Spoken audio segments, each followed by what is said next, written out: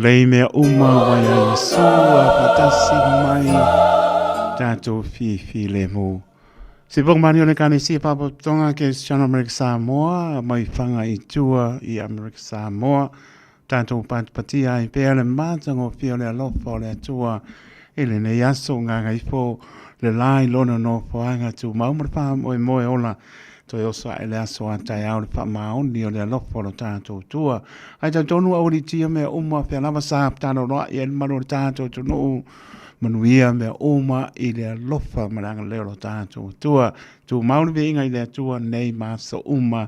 ele au noa ta vitu lai mai suru iwa mara biruto te aile tu lai fitu tau tua le radio Samoa su lima Eba toru a mo ta tono ro mano tato tu no nisi tu toru fi am nga wenga malo pale malo nga lu ne aso ele pango fie le lava tato ba ya tu si u neto sanga ya lo e usu ar tao I le tato te nga lu ya e o no fa manatu a nga lu manu ha ma lo le po o mano lo ya langa ala si po sko ka la le wingo kara ngona I fe fe au de kali o kamanga ya ber so fa mano tato ri o Yesu Keriso le nganga pa alo o le minga sa wai o fo lo fa pata no fa to ai pa I mo lunga ta to o mai lava I monga mo lunga pa ia se o pito titi ta lo fa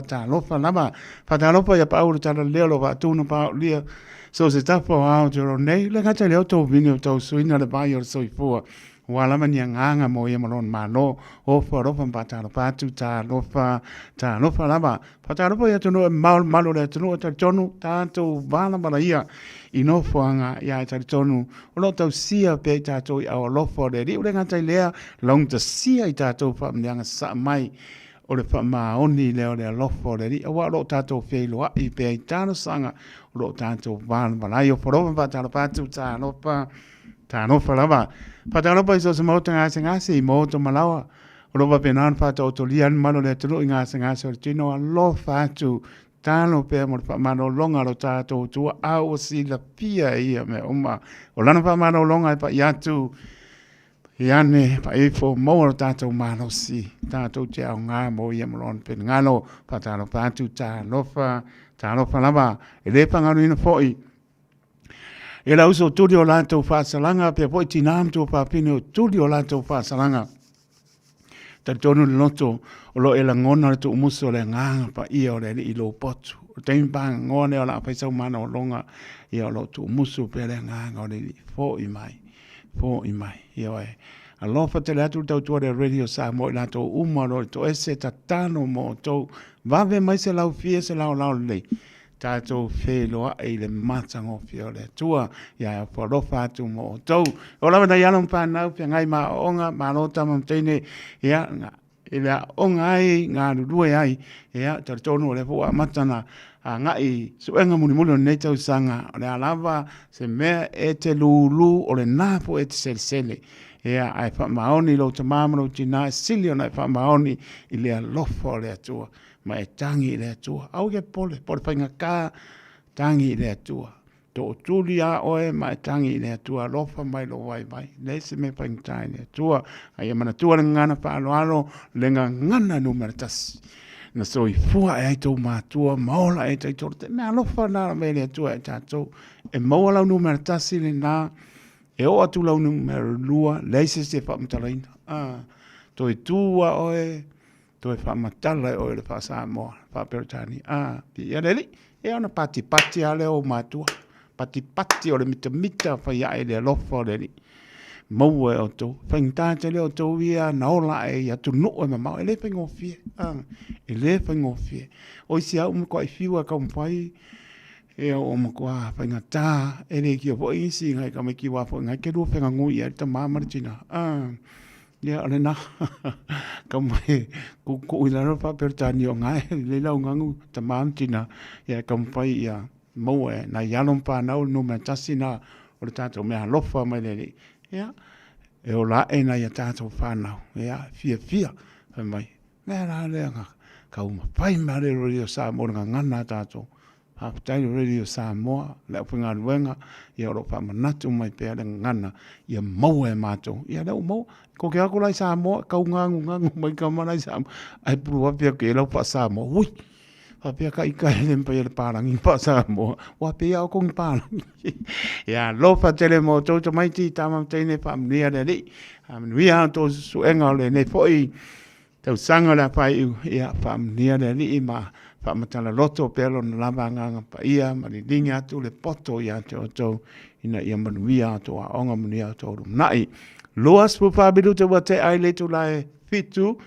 Ya, mori fa maloma pa taiten lava la fionga le atoa po sabea Harrington ya mes fo so ya Isaac pa unga manor tau tu atuno ya po etuia mamulia ilungo ala pa mlia ni tau wai ya to fo mai fo la tau tu le aso atao pe atato dia le lofa malanga le lo tato tua ya la to ona tato ma puta se ia pa ia po sai male fiafi ona ngalo tali tu la valor tato por clama le fono anga mai po le o le o nanga po ia le fono nga o silfia ia fa matala po le soi fu mano loina ia mtulanga ya tato sabani ia le nau no para sa tu ia ma pa dara batu ia semi po le mua oi fo temba seu ya lo fantu lino solusi mana inga ma lo lava fa tai ya lo fantu Nicola uka lo fai so uso na le ya lu ngore wantu yo e Liverpool sini Australia lo fantu Nicola ulu ma patua man no falo ya mai la to umala ma futa mai ngore apia po linga lunga le YouTube channel ya lo fa te la tu via por fa sa ngol malo le tato no nai musika pa nga solo tato por clame mai ia on tana le tato loinga wa so for malo le no tolu fitu tasi lima iva tolo numera mal au mai ai tato email on air at radiosamoa.co.nz here on Facebook page here malonga le YouTube channel mo Malo soy fua, ol si fufonga Samoa, Radio Samoa, tasi lima iva tolu amo, se kia Radio Samoa.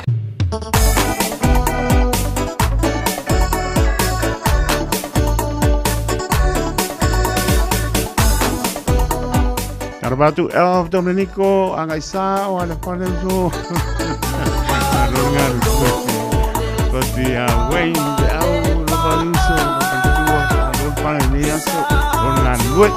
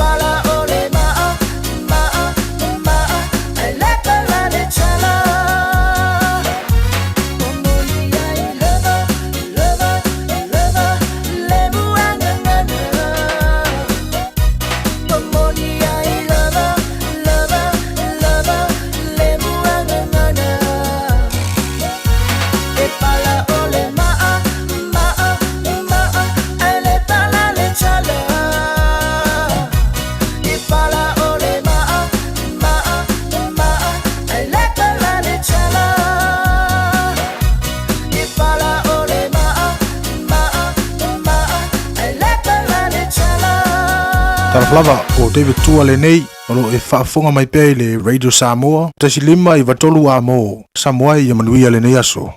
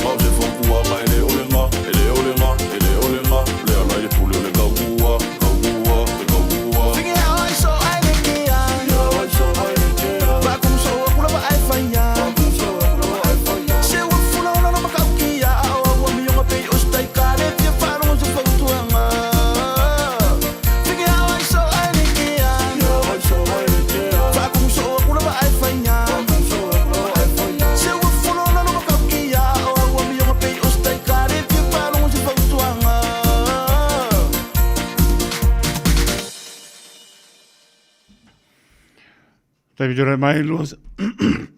excuse me luas tu tolu minuto ona tana le tulai banu tan banu tato proclam le fono ya al nau tana tato leina tolu pitu tasi lima I tolu numera ya wala mai ai ni oso por malo tato no system and a combination of pre and probiotics to help your kitten's digestion.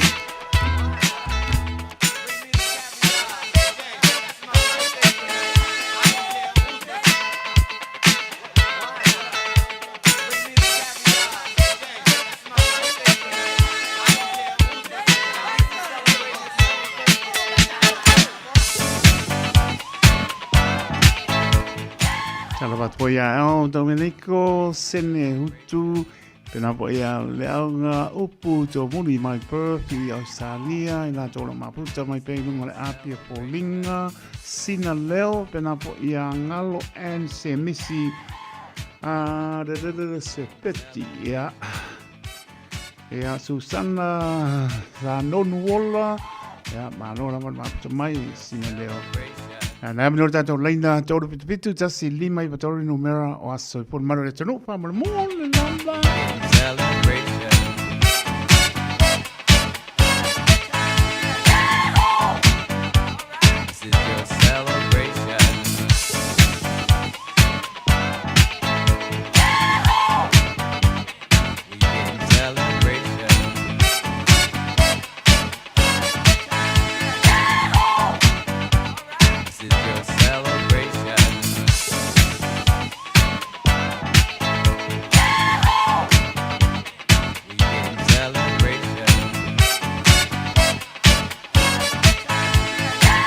Ai voi stato I meli pole tanto ampio polinga ya ne ai hia o tapena po leo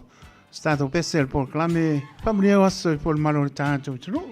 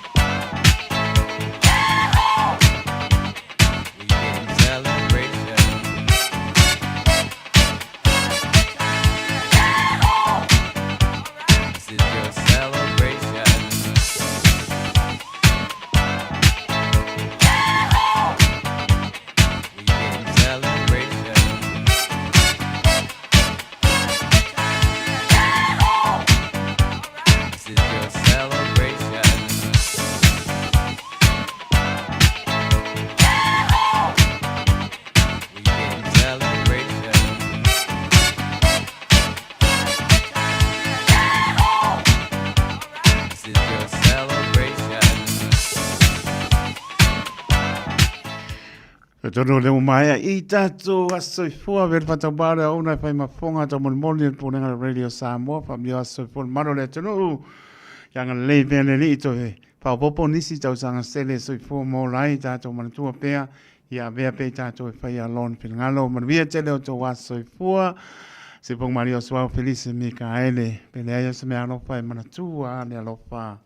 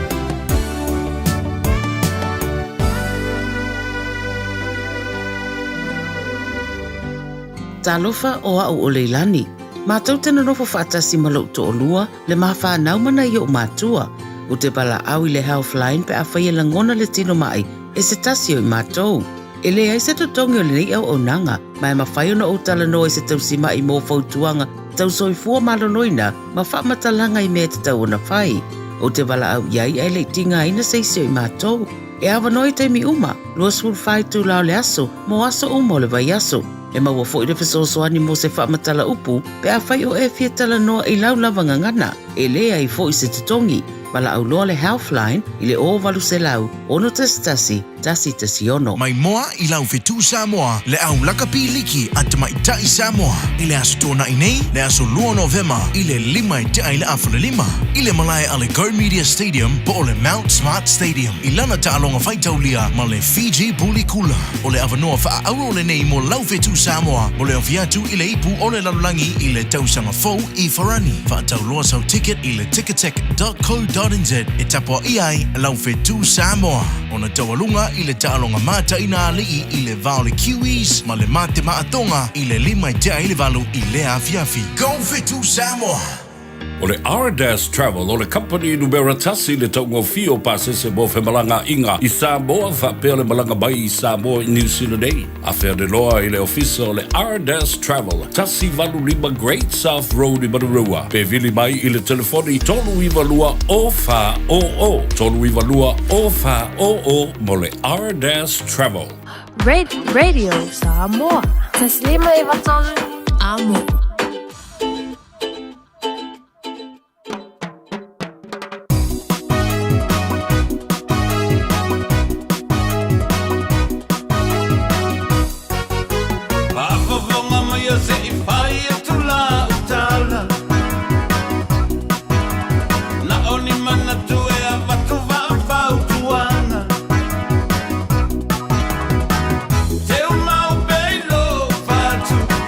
Tanga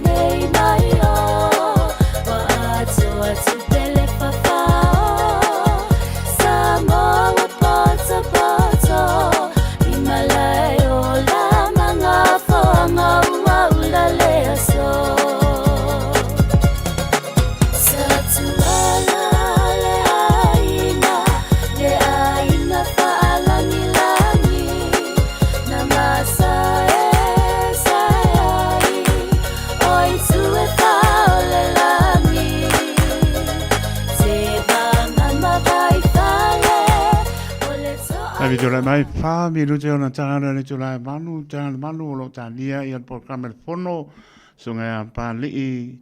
tu nganga ia male sunga se fanta Ridley right ia ta nu mai wa mataro ta to programa fa manu maro tu no ke ia wo pio so la camera po pe wari ia ane la po lo waka ia le lo po wa sengi si lo waka ko le pio ko so la camera po pe wa nga ia ma lo la tan manu le tu ne poi vai ngale fiafi al po la stofi to yaso o oktoba o marta sanga oni se pasi silanga le watua to no male opisa ia male nga pa lo alo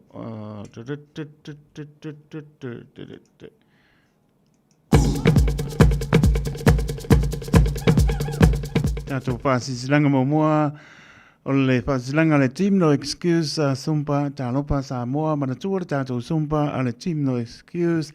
ya stofi uma o yaso le OMEC Otara Music Art Center tauranga patau i Otara ele Apoleono le fiafi ya eleze tongi o le ne sumpa sumai tato pia fa malastino patasi ya wale soifua manoloina mo tato team ile no excuse ile tuatosi ono paselau Alexandra Crescent i Otara. Ole pasilanga le bao fili male so nga ya awene ngalo sa lo minga ole tusi ole so nga patsiai male lo minga ole bao fili e mo wifi lupenga o sa mo sifo tutuila manoa o nisi o talatu o Samoa o ngā upu o mtawha ioi ana matai i le whaingo whaalamlawe e pei o whaipoiponga, maliu, o leo seo singa o ainga, se le whaingo paolo, si whaaloalo, whaalangingo e kāne sia mana tele o le ngana whaaloalo. Ia, Leonard Pitts fulta alane tau leo ere tātou tusi whaalupenga. Nā o leo pisa lava le Radio Samoa, tolu ono pā tolu Hope o Avenue i Manukai City, e mo le lea i lava mātou. Monisi wamtalanga pala au le o iwa lono roa tisilima iwa toru numera, o iwa lono roa tisilima iwa toru numera. Pētanga iane i le Shop Radios, le na shopradiossamoa.co.nz. Ia, peisa o kamananga whaaloalo.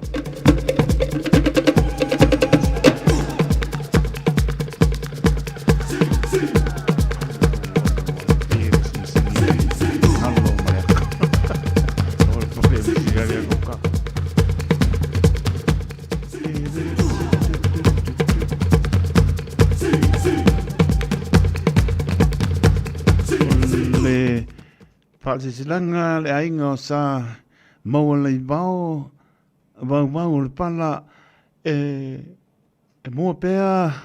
le whaapolo ma le whaasangi lo tātou te au sili le langi ona au sanga le tu au mansina le soala na pule paa soa i lo tau soifua ia malo ne yola whaatai ua sopo mai lo tau soifua i le nei taimi o le tau whai unga o le tau sanga ia au le ata oto whaamaene ia tai loto o tau pa ia ma manu le anga e whaingata sa mo le ai bibia e le ma whai e se upu ona au a wina o tau sa ma whainga tu lou lama e whaasi tilatu ia ma le ava tele e suli uma o le ainga sa maua le vau o le pala o malie o lo alalam papa ao i New Zealand nei e fia whaia sa tātou fia lo inga i le asto nai le aso lua novema i le tu la sutasi i le taiao no whanga o le numera fitu o bi po o Peipi McIntyre Road i Megre Bridge e tano tuai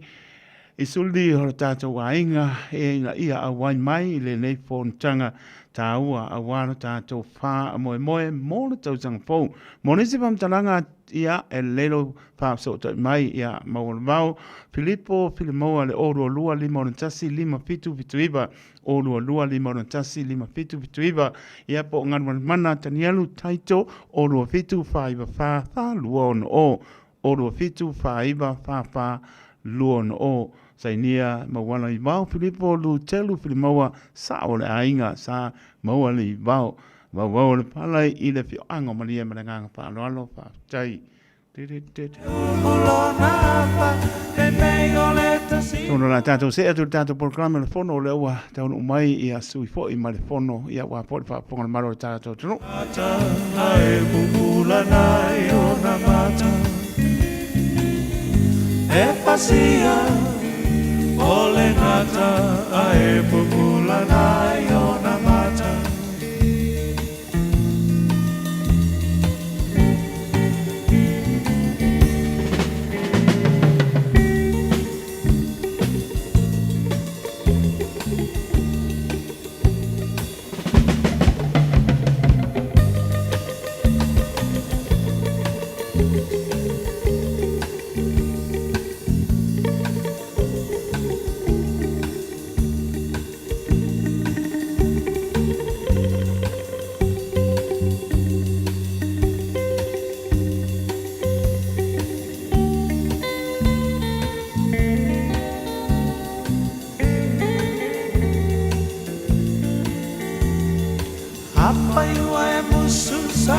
by myself, ne te wa pe o e ta si upu.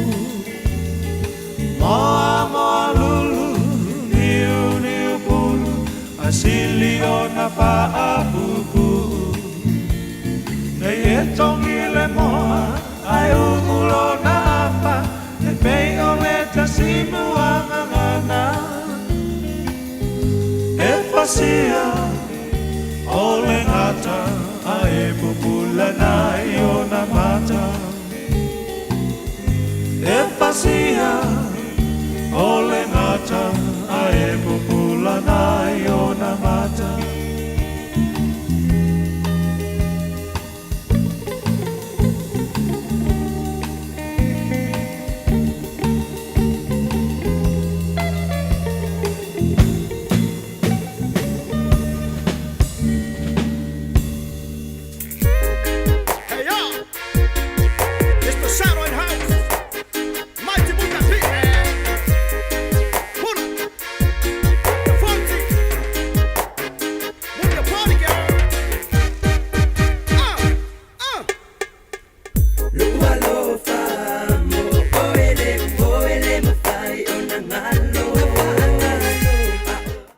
Fabi rute bete ane tu la e manu lewa tonu mai ia le sunga ia pali i tu nganga ia ma le sunga ia se fata Ridley right ia wa for tanto proclame ni lava proclame ia ia teimi ia e papena lama mo lama la to no tanto fia fata si po le ia e pa ponga mai se na yo tanto tu a sina ia lo fia lava e pa ponga mai i le tātou lava ngana lo whaungaina ea mai so le sila pia tiri ai ea i le nganga whaalolo ea whatalo bantu ea lu sunga pali i ma sunga se whata malole tawasa ma nepia ea malole so i fua maua ma le langi mai lo whianga taito o lau sunga foi le lia wow sunga le li whasalau ea manu mato wawa noa matango fie ea whatalo whatu foi le pa io sa mo mele tatu dal tornoanga i nei tu la fiafi ia ma fata simali fitalenga ia se fata ia watu fo ise malam na anga i tu sai fo i mali ngaluenga fatino le fono healthcare ia wale no fosila fiole pa ia male malu le tatu watu no mlenga fa nalu maro Maro paptai pali spo ia sunga se fata paptai wa tato barbar nai va yaso e po ako el kausa aleo o tato pero ai ia le tato barbar tato pero ai pe ia matango pia na ne tu paptai le wa tonu mai po lo san le fia ya lo mo runga le ngale le o le e le soi fu la le ia me se poi o me ano pa manga va o pe na nga due poi tonu e lo toi por si fia le pa pon malo le tunu le le tautua le fono o le ngata po i West Auckland ia o kilani saute ia mtulanga pena ia ono parisa atu ia ma pero upu ia matou ia oni si i me po le o ia ile silfia maro tonu ia mai se ona o tatou tu asingsina tuli ia la toni programe ina ia alu luma ia mautino wa istaimi ele maputa pela to na yo la to walo po ia le ia fia pa mtala to po ia to po ele openga venga pa mtala le ngana ho e tu le ngana pa Samoa e tulang ba pena ya ma no la fa tai ai ma na ia tato amata mai le Oceania Careers Academy ia a mo ta mo on por kalame o fo ina pe o patu le OCA ia pa ima se vota ma no fa tai mo le fa sili taito o le isele ta u mo le matango fi o le o nanga le OCA e pe yo i to ta tala 11 no wale le o ina e le o ina lai tu langa funa le i tau o onga masani o le fa pito le o nanga le me ka trades funa le pe o fa kamuta ia ma le health well being e se foi le tau o le tu langa ile nei vai tau o le fai le OCA le level 2 ma le level 3 ile fa kamuta ia o le meta ole i fai fu mo le no fusi le fia le tatu atu no e le fa pe o tutongi se tupe po se tulanga fa pe na o se ava noa le lei mata ua lea i o tatu tangata ia Pasifika le ngata lea i o tatu Samoa e whaongale opportunity, whaongale ava noa tā ua lea. Ia to ia o ina ia tātou, ia mai mawhanau. Ia la. O lo whapenana fia maua ia le to mai i le mea kau ka muta. E le nata fwila le whanau taito. Ai tatala le ava noa. Mo lea lava le tausanga, lea lava le matua. Ia la. O le tausanga nei, ia o le tamali i lena ia le aunga fitus folumon tuptausa. Moni lo. Ova mali, ia. Ia, au le maalusi o le ia le fionga, ia whalpa. Ia la. Ia alo, ia, e sau mai tauranga. E nofo i tauranga le tamali ili o le atunu, ia, au le nau lava e fia maualo na, loto mai le kamuta. E iloa, boleva na, e ilo na sila fia me kau kamuta. O le mana o mia ale o le whaspepa. Ia, e fo ia, pe e, o i nai wha mausali e le to mai lea, ia. Ai o so si tausanga lava taito. Ia la. E fo ia o lo talia i, o le level 2, ma le level 3, o le level 2 o le amata, ma le level 1, le foundation course, skills, ia e fo ia e tāpena o ma le vaenga le Oceania Career Academy. Ia, mo le hausiri pe sosani ia, o le so tamai whaopopo Ia la ba. saunanga le uso le papari. Ia, o le foundation level 1, ona le mea na lato wa ai, lato au nanga le ia ina i alu mawhanau e tau le ia le whai tau tusi, se tulau wale whawhong le atunu. Ia, ai mai se fo ia le mea le tusi. Pero mea nau introduce ai ia le level 1. Atune ia ngā mona i alu mawhanau e mo ia ai le whai sina vai lea o ngā peo le si au wala lea mawhai o no o ai le level 2 ma le level 3. Pero na sauna o le sunga ia papari o sa utamai whapopo lea taito.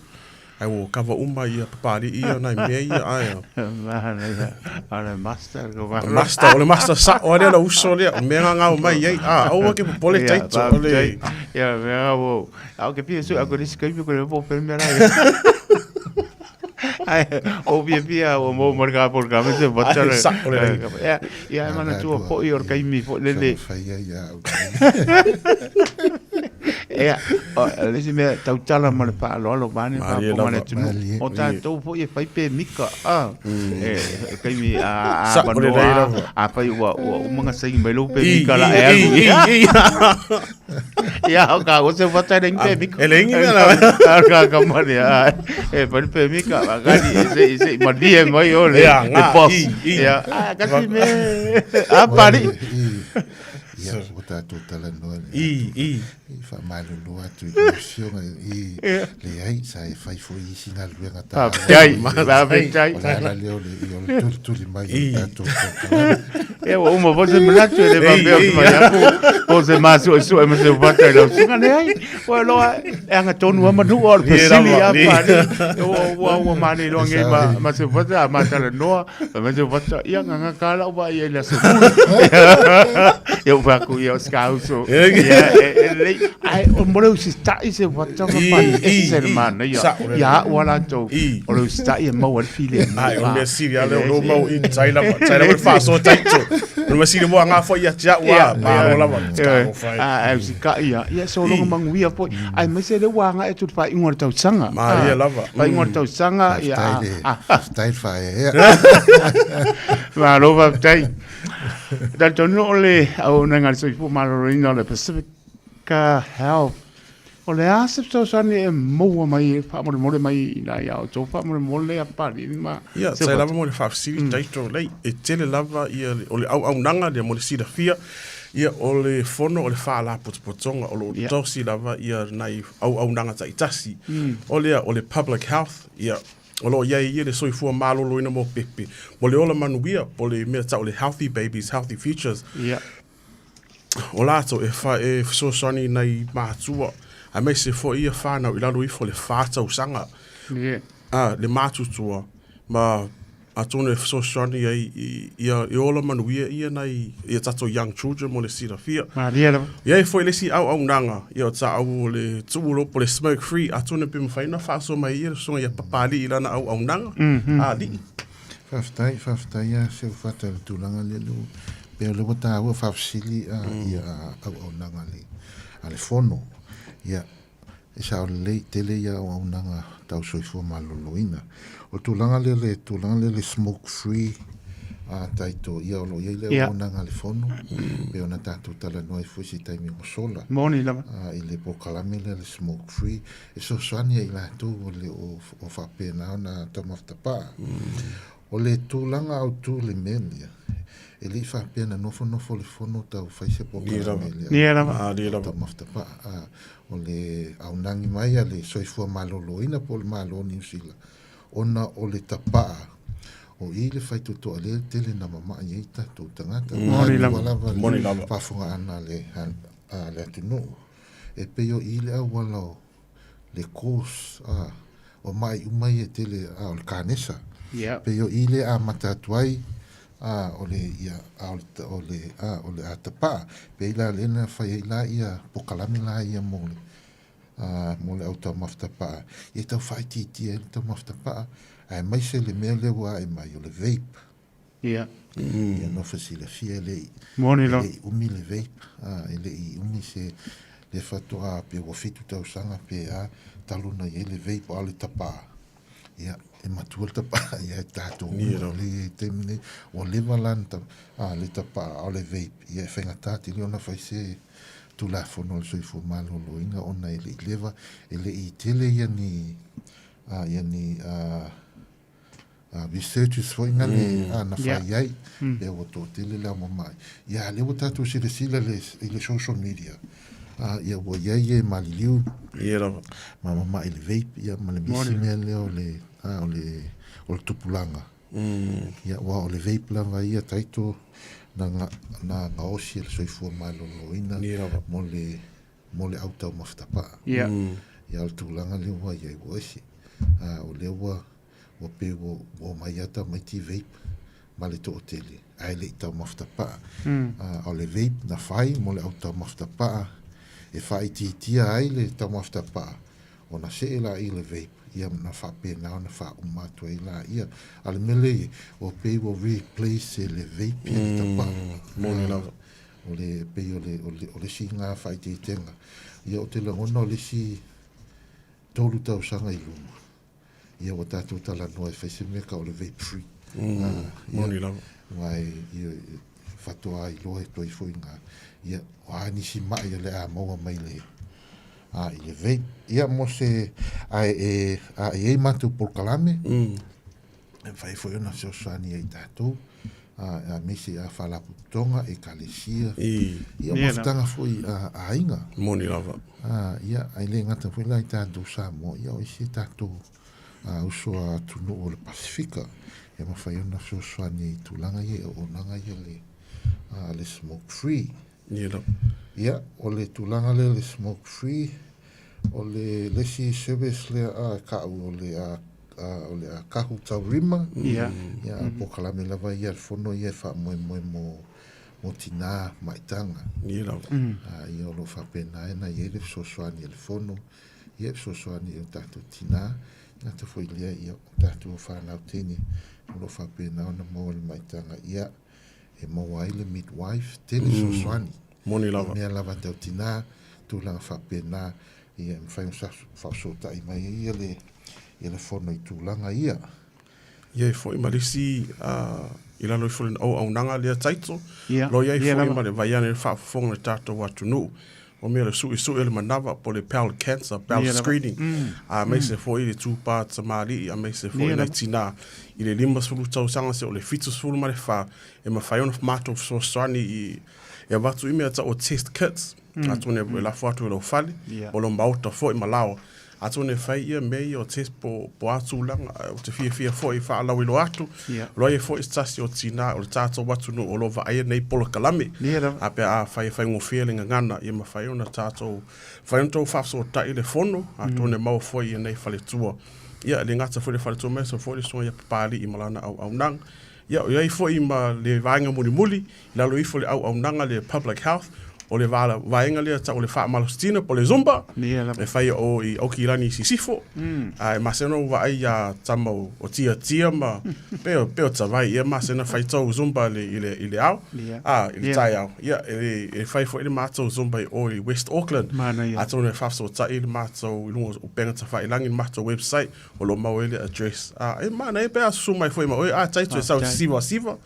a tonu e au ngā ia mea whalusi atu le tino se tu laua ai matua manai e lo vai matua fia fo ina i taba matina matu tu Pasifika e watu le zumba ia tone mo le fa balustino a me se fo i me le maftak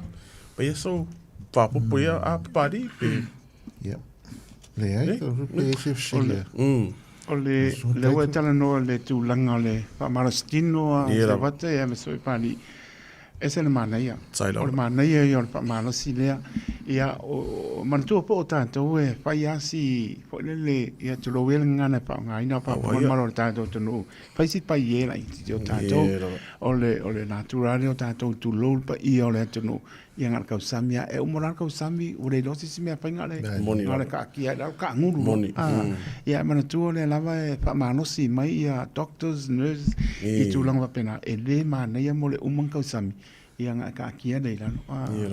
e kauanga sa malibani po na turang wapena. O leo te sa mato i po e mato i tais i West Auckland leva po ina ia o po sa pa ia sumba ngari levo na pa ia kai mingi ia mo kusa o kamai nga o mo kia ma o pa pa ka nga o instructor le pa no ia ko la mo fa kai kai le na ko lo e o la o e pa ia le o fa malu o fa ko ai ese mese se o ke ko kala ngo aku pa ia o ba ko ese la kamai le kai mole e va ko mano lo si mai ka lai tai fitu se polo o i kai valu su tau sanga lai siva mai fa ai vai mo ka denga au ka denga yo ia tia ma o pa o per tu nga na po o pa ko mai ko lengi fa maungi o fa maungi me lo ko lengi o le mo ko ko nga kanga ke le pe mo tanga tai e alu ta alu e le penga ni ko se malai so se tu nga ta longa la mo se le pie pa ni se va so se tu nga ta longa em ko e prepare lo manos a pa pele o la mo manos e le nga na e alu pa tonu ta longa o le mela o ia to o ta to pasi uma mai mele ka pe mela o ri ngonga sella fo lele pa nga la vero ta kia ro la e pa pele wa nga la pe me ko ma le yo i ka ko le a ke le pa nga la vero wa la ma nga ka ia malo o le ase to sonia po mai fo ie fa ini fo tu tonu le fono ia mare to fo ia o nanga tu langa pe o at fo ia e baenga ie fa ia mo me o lo mano le tonu pa mo le pa ni se va half time le fa sil taito isele mana ia le fa sili man ole tulanga ia o lo ia le tento half le fono o le tamo fainga lava le fono e fatu ele tento half ia o ta ele na malaina ni taumata o le service le to New Zealand o le fainifu ia le tatu te ilo uma tulanga i le taumata e peia na o kui lane i au peia na le tau ngofi tau mamiro mo ia mamiro mo le tuli le malo le atunu i le tae au a le maua foi ai pa tapula foi ba le sa no anga pa wa le na e o kanga ka ia fa pe tale fata o le kiu ka no pa ala o ele me fula te la tu piti la mo e pe ala no le lo se fulu ele no la le ta le o mo le tai mine pe o ina na ai se to fa le ai ta mali fo yo le fono po le ala vali tongata ai ta ma fa ina va ia fa se o nanga le so ne yo tatu ele pa ia male malo tatu tu ia lenga tai leo le Pasifika ia o le tōlanga tonu lea na whātua lea o nanga lea le ale dental health i Henderson i le fono i Henderson ma whapena fōi o i le city o lo ia le mako clinic i le city i o lo whātino i tūlanga ia e pito e a fōi a mole tau ia o leo tātou i loita e le tau ngofi ai peo i o le lai tau maua i se pau e ma whai ona fisosoani i o tātou tangata i tūlanga lea o le mele i tātou o le kuri a Samoa ona ea ma le lua ka la pia e kolu ka la o i laua lima tāla i temi nei le ia o le lai tele ala ka ko complain ma tele o tātou tala si o tātou atunu i Samoa ia pe o ile sulu atu ia tātou ia no whainei i New Zealand ia wanga lima tāla Samoa pe ngal luka la e te alatu whai mai tūlanga umai te mana o aile i tūlanga ia ai lo maua uma ia o nanga ia nei i le fono i le mātou clinic i le dental health i Henderson ia ma whapea fo i Taile City mo le nofasila fia le tātou watunu o le whanau la aiti o lo whapenana pe e whaifua ia whanau ia la aiti le mai lano le tasi tau sanga nei Sfulvar ia le sfulvar tu no pena ia o le whafsile le se tali atu le taito le tūlanga le dental health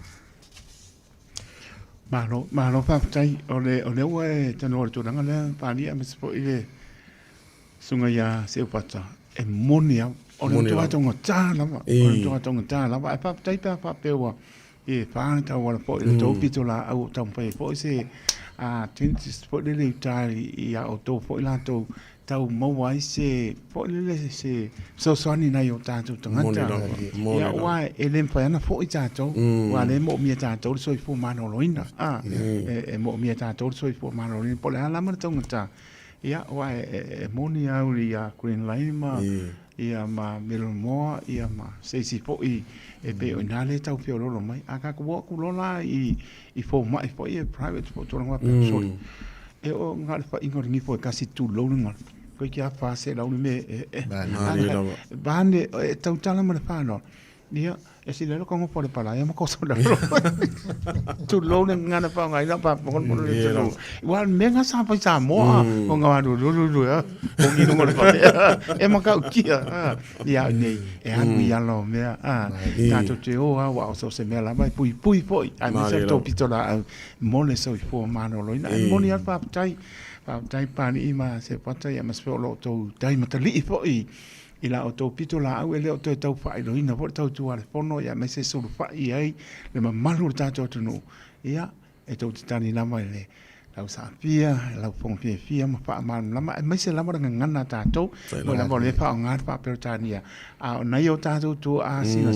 o le matua pia fia, ai tau watu o se tama o se teine, tala noa mo le ngana. Pe ua toe suia ai si ona ti,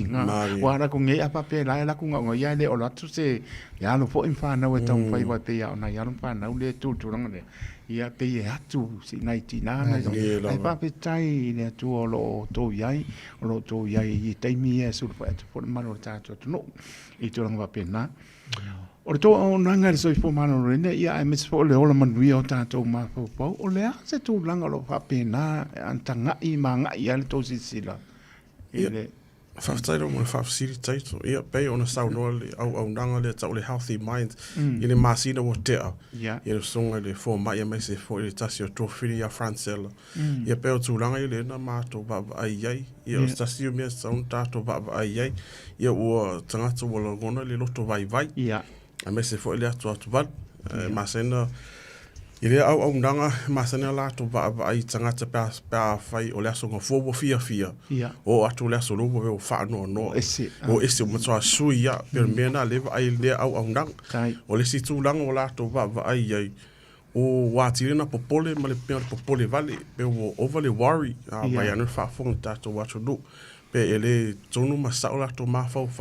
ono ya isi be o la to ba ai ia marisi mea o tātou ai pei o le fia fai mea le wha marusitino mai ane wha fonga tātou atunu. Pe o mea le tau le depression mai isi mau mea. Pe on mea na wā tina le toi mau ele marusi o le ola o le mawhau sa i tūla wale atu wha fonga le tātou atunu. Pe o se tari po lea pali po ia so sani lea tūla. Ana ele tūlanga le o ele tātou tala no. Me tau healthy mind, ia. O i tātou i se whele mali o la ana whanau no le tātou ma stress ia una ua kango aku le account o le se tupe le account e pei o le taito o i tātou i mo ia tātou tele whalongo i Samoa o le depress ia nei mau mea ia o tātou o mele nei atunu e se fata o tu la fapia ia mo tato ia ma ia mo melo popoli o leva na tato i loa fai le tu la wa tano fo fu na vebi o le me ke pole ia aka o ku loka fifi foi na le ko ia malo makua ia wa ti di sasai oi ia tu la fapia au le nei tu no e tele ia sosoani ia e mo fai ona o no atu le tātou atu no awa ia tūlanga whapea. O le fofola vo ni whawhetau ia o le tatalo i le atu. Ia pe e tau mau mai loa tātou mo le ia malo tātou whaola. Ia pe o inana le e te le tūlanga whapea. Wa leo te vai fo ia te o lua ni. E fo nei. Ia ua i atu o lua popole. A leo te o mai e ni tai. Ia le taimi gau te ia. E pe fo ila ia. Ua ngā fo ila nuk tatu o tu. Ia te ronga le lau ta le stala o lua le lau pokalangu. Ia so. Awe te lua popole. Awe nei vai le lua whatu atua i tūlanga whapea. Ai pe o isi a tūlanga. Oi fata waina o le healthy mind ia wani mo tātou le melo le depress le stress te ia mau tūlanga tele mau sosani e a fo ia e mawhai ano sosani tātou atu no le tūlanga le malenga whaaloalo Maro, sa ora kala le si le skoinga le si kūrangi le Vai I want to keep being on the press I release the pressure. I Ai pa manu nu aku pali o le uso ba. E ma ke le popole mi o sama. Tala no fia lava o pa na o le tu e le se me wala ta le na ma o mai la so no pali. O me uma tanto pa mo le li. La le ke pole ai. O le a se me ke pole e tu le li. Ai mai po le ma pana ai tu a no le li. Ma le la. Tu a no le li a tanto. Ia po pe ko ai ngai ai. Ai ese le man le. Ai ese le man le lo a se o me lo sa no e pa ni. Ia wa le se o nga sa mi ni pa si mai la ia. La mai. Ba ne ba po ka na tu. Le talato le se le o mai. Ma ro ba tai. Ava pela e so ta ia le o nanga le foi ale healthy mind tes me le wo mo no fo ia le wo le se me tu mai le wo lua kama mai fo tu le ia ale ala se tu langa wa tau ia ona fifidia fo no a vea ma fo mai ma do sino ole a se lua sau noanga ia me fo i le mona luanga nu ia ia wa fifidia la va ma to uma la mo fono e a vea ma to fo mai le tai mi le tai ia tsai la mo le fa city taito lei o le mitanga la vale ia le loto ona wofo ina ia le mato au nang a me se foi le mato fa la potsonga o mato o fo mai a tangata Pasifika mo o kilani a to per mena le tu watu le tali ona ia le mato e masena mato faire upule o mato we are unapologetically Pacifica ese lava ia fa la potsonga ia I matou lava o matou e fia lava e tangata Pasifika ia fo I tangata Pasifika o lo ngalo lui au nanga ta itasi a tone tau tole tatu watu no pe le tali pu le a taito I lo fisiti ma le pani taito o le tu pe le tu langa o le fa fisili te langona le o le au nanga lava ia o le tam faile e servi le tatu watu no ai se le Pasifika e lo ia se anga foi nga le fa pitola au le fono lo ia foi sia o nanga le tatu su Pasifika pe o South Sea o le Pasifika Health Star o lo fa pena ai ia so Pasifika me foi lá na le tama fai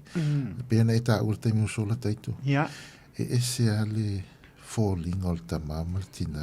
tau watu ile au fainga morning pa mau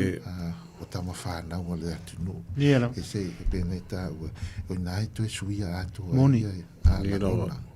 na foi io so e la tu tau watu I tama fana le tatu atu no ona faino fia le ia to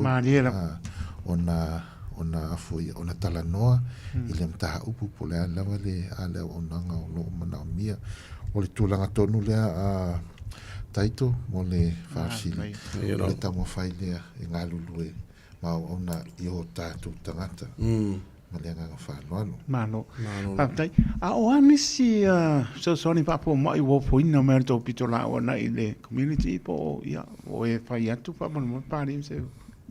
e tele ia services ale matou peo tāwan a misi me ia le mental health le ta wa lo le mental health o se o nanga tele o le mental health le na e le fa pitola o se ise mesistasi e tele to enga mental health e mo fai ona so swan le la e foi la le service al fono e mo fai ona ngalo le tu langa le ia matou service e kai pe le langiola service ia so soni mai la to lo fa pena so soni e ta to lo mai le le family health family harm group tu langa fa pena so soni la to ti mai ia ia ma fau ia tu langa ia so soni la to mi se foi la to lo to tono le fal pui tu langa fa pena ia ma nisi foi o tato lo melo le family violence tu langa fa pena lo ia o nanga le fono e so sane la to Malo. I tūlanga le mental health, ia. Mo le whawhisili, whawhitai. O le wata uone tūlanga lea o le ia tātou o sa o ia o le ngasi o le mapopau. E le pa ngo fie mai pa nga tapo inga treat po le le ya me se lama ya wala to pe o se tali file mu a pa pe o lo se le fia na uro lo wale o lo ya me tu lang pa pe na o pa po ento facing ya ni tangata pa pe na ma po po tali to no ata ita o na le pa file mu lava o se tani so ma die o ni to la tu pe stu lang vole la to pa po le pressure nga ia ia ina la atile lo no pong sal ma ia ta la ma le po se ta la no la titi e se lua sa no nga pa ni ma e mo ia le o tau ia lu sa no nga se pa ta fa mo le se isi atu langa mo mia ia ai me se ona ia e de pa pena ta to mo de to inga tu nga pena lenga e ka o vale pressure vo le la wo e tu langa o le la ba ma po pau ona ma fai ona control dinga fo le ia tu langa nga ia ia o pa wan me la ma po ia e pa me liko e se ko la kala ia ele so ma ia tu langa na pa pena po la ba ko lo mo ko pe la kiki e ka mo fai ya po le e pua o tu langa pena ai ya wana to ya la foto pa ni ma se pata e to ma wata to tai ma ngang fa lon Aftai we mana ele fisil ia na e lo ma o ni fo ma ile ma fo fa wa le we a le tato pa ile tu langa le pa la le so so ni le tato to mo fai e fa file mo we ta o tai tu ai o ne ele me foi ngale o la ita le tata ai la tu e te fa po you have to control it ile ma fo but don't let your mind control you ia oi piona o le sosani tele na ia ta tolo tamo fai e sosani control o ne o tele lo lo to ti na ile i tu langa ia ai tamo fai e io e fa file ia ma fai se a wala fa fai mo fio na mali la no ia le fie o le tangata o le natura ia fa tatu moni Samoa moni nei la e le ia si me e o malo le a teina ia o le ona o vale ona e fiu e fa file mulo ma lo pisa mani lo a wala e fa lo foi la o matua e le ia la si a wala ma se ni tato ia ta pa wale me o le pole ona ia mo va tu la wa fa fu mani lo ai le si a wala le to fa file mo ia e te tamo fai fa file wa te o le tu la na ia o la mo li o le tu la po soli tu la moni la tu la fu ai pe o le natura no tato e tamo fai e counter ia mana ia ia le tangata ia le nganga maulunga ia o lo maua ia sosani le fono e mawhai o na whatanata noa mai tūlanga ia maua o ina i fwoi o tātou tangata o lo whapena o fia maua le sosani le tūlanga lea e nganga whaloalo alo pa tai matango fia tūlanga le ua o ia lua saunoanga pani ima se pata papte tele lava matango fia mo e patata la ponga ia paptai mo la mona lo papena lua ia me se lava ngana lo paponga mai sia tato tuno e me se ona o tato tu asinsina to e fo ia le mele o le tau atu o le tamama le tina ala pa sanga mai ia lo le tunu e pese me so mali mane la papa con tenu ia te o po ila e se lo fia e se lo fia pe o me o le po ta o langa pe ia le radio Samoa mo an pa nau i le ngana o le wale lo le numero tasile em to afanga tai le te mai titi por titi lona lumna e fivo to ta mpai wa lost e le to e mo ia la ia ai wona le mau le ato tonga pe ona tau mawhai e a makanga learn mai i lona lai titi mai tono o lona pale ai mafua mai ar te mamaratina. Moni lava. O le mafua mai lava te mamaratina ua ia pepe o fia la ua tautana le whaperitani ia manua ia aua ngalo le mea lofa le ina mai mo tātou. O se me fia tele lai te au lo tau atu ia ua o se ia po o soa fine o se o walo o lo wa fin tusa uma tātou o alo le tino e whapena lama na ambe e tātou pui po la lama tūranga te o iai e tau atu se ia ora te tau tūro po se pang po pia lama te anga iei se Samoa e tau mwhai atu Samoa sorry o le mkoa ambe ala papatai mo whamunuia ia mo whamunuia alofa tuna i o mātua papatai mo lo whaea e renga ngana tātou e o e lau tana pe wharungu mai pārangi lai kalangoa Samoa ia e mani e ofo ia o lua e langona fo e o lua ia o taritonu ia o ma pari la ko ia pari nga soifua e siamangi ia o ngola ia ska ia se watanga nga soifua e New Zealand ia le la pa ale mai o le mana ia nga nga no le mo ta to ia pe o le a be an bi inga le tua ia mai se o le mai o le loto io to pin ngana mo ta to loto e pa pena ta to nga ia mai se o ta to no o le tulanga le o nanga le wa now support o le asipso so ni e te mo a inga whapitoa o whea la tonu la me mo le pono a te upatampari tūranga pena e asi atu wa e mo ina vorte o te leonisi le o maua le nei ia o West Auckland ia sau po i po se meo Carpine Road Mount Wellington ia o le city le peo ta ua po ia le lava ia o kau oko i pe mane po le tane no atu wa tele wa le o ilo kia ma au pa au ia me ia e se nga fore engala nga ia na wa nga ia whaftaila mo le whafsiri taito ia o mato no whanga i oi Henderson nai mato healthcare clinic o le whātasi Great North Road po le manga whāna i talaino o le Pack and Save so o le shopping centre so o shopping centre ia o lo iai fo i malesi no whanga i le taulanga i le City Healthcare o le tolu Wyndham Street e whafsanga i le rei lava ma le malu St. Patrick's Cathedral a tono i loa nisi o tātou i kālesia au tafa awange ia per casino sao ai le per po mai au ke fi por mai le mama por casino e pe o fama se lai fa sanga mai tai ole na sao nga Wyndham Street ia ole si Blockhouse Bay ole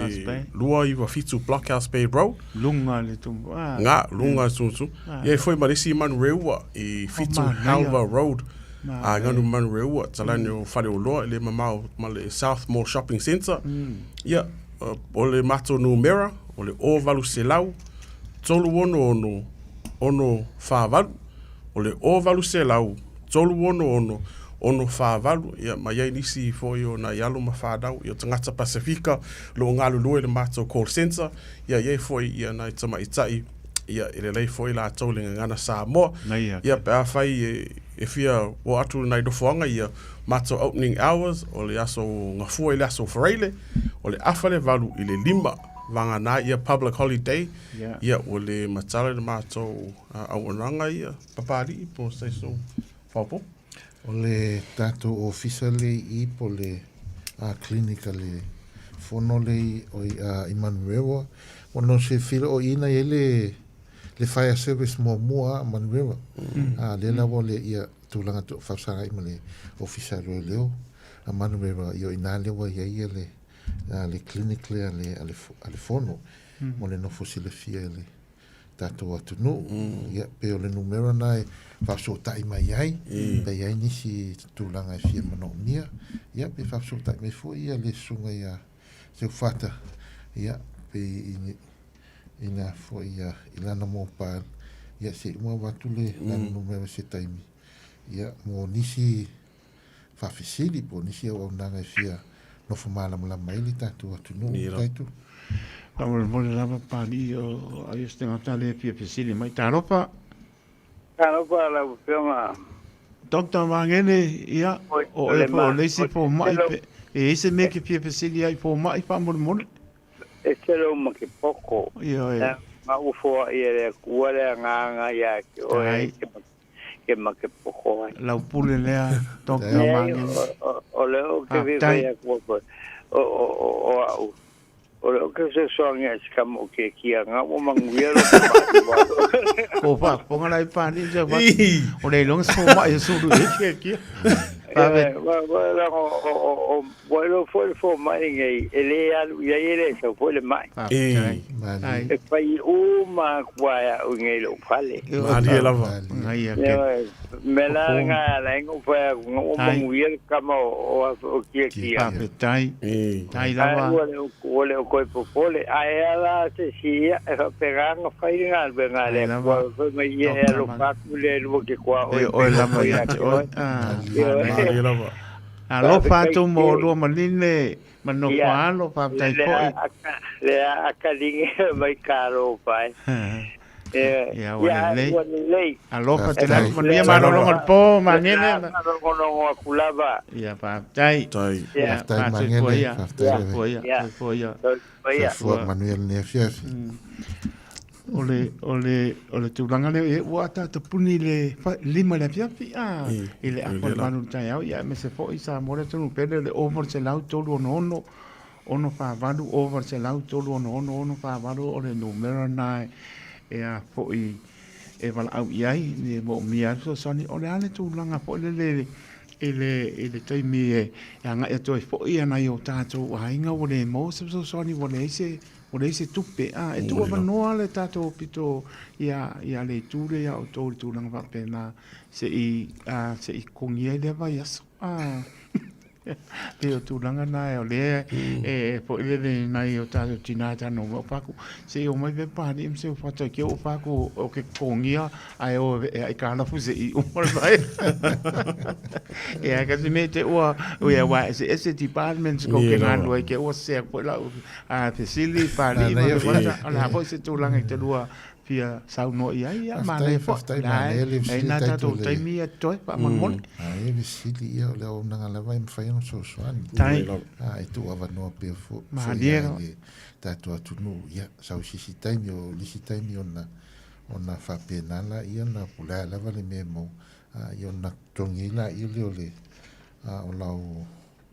entry fee po se tulanga fa pena em fai ona talanoa e male reception va fia va ia le il forma i tulanga fa pena ia mo le so san le la ma pule atu le temi ia tu lo ia ale la tu ia